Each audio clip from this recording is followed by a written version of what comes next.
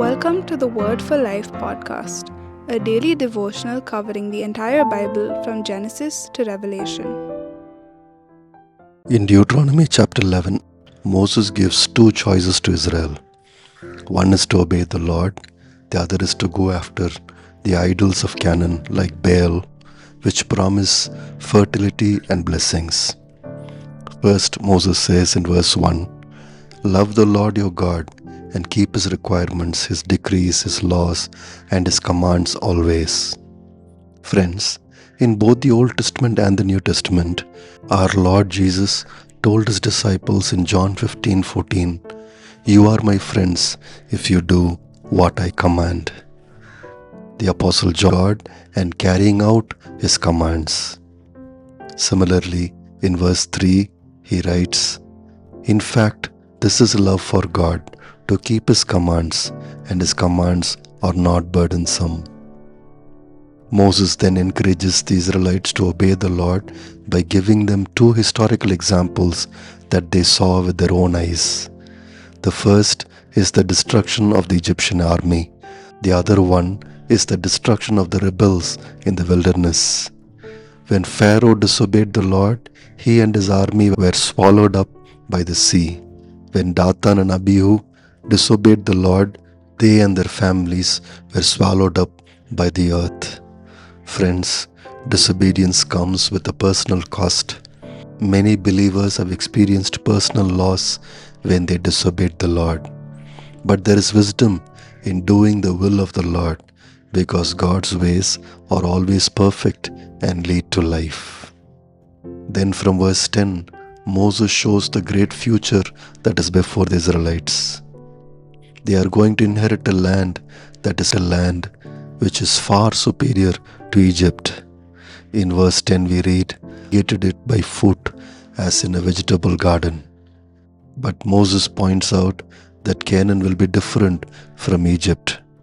In verse 11 and 12 he says, "But the land you are crossing the Jordan to take possession of is a land of mountains and valleys that drinks rain from heaven. It is a land the Lord your God cares for. The eyes of the Lord your God are continually on it from the beginning of the year to its end." What Moses says here is, Canaan will require less human effort to do agriculture. But this also means Israel needs to obey the Lord for Him to send the rain and dew in season. Verse 13 and 14, Moses says, "So if you faithfully obey the commands I am giving you today, to love the Lord your God and to serve Him with all your heart and with all your soul, then I will send rain on your land in its season, both autumn and spring rains, so that you may gather in your grain, new wine, and olive oil." So what Israel needs to be careful about is the temptation to seek other gods who promise material prosperity. If Israel seeks the blessings of other gods, that would simply mean rejecting God and making Him angry. In verse 16 and 17, we read, "Be careful, or you will be enticed to turn away and worship other gods and bow down to them. Then the Lord's anger will burn against you, and He will shut up the heavens so that it will not rain, and the ground will yield no produce, and you will soon perish from the good land the Lord is giving you." Friends, even today, believers can think that they can seek idols in addition to serving the Lord. What is wrong, they may ask? We serve God, but also give importance to these special people. But from God's perspective, He is the only one to be praised, honored, and obeyed. Nothing or no one can take His place. As Joshua later told the Israelites after they entered Canaan, in Joshua chapter 24 verse 15, "But if serving the Lord seems undesirable to you, then choose for yourselves this day whom you will serve, whether the gods your ancestors served before the Euphrates, or the gods of the Amorites in whose land you are living. But as for me and my household, we will serve the Lord." Finally, Moses tells Israel in verse 26, "See, I'm setting before you today a blessing and a curse. Friends, the blessing is a long life in Canaan. The curse is a short life in Canaan. But the choice is with Israel, not with God. Israel will have only themselves to blame and not God if they disobey.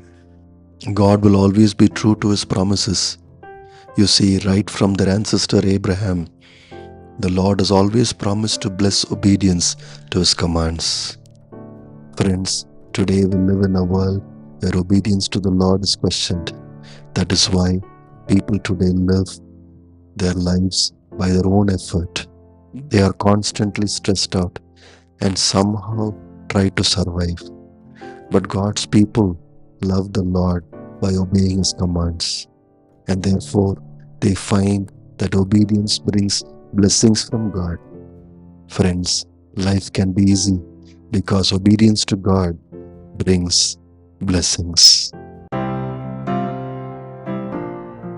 Thanks for listening. We'll see you tomorrow for the next episode of the Word for Life podcast.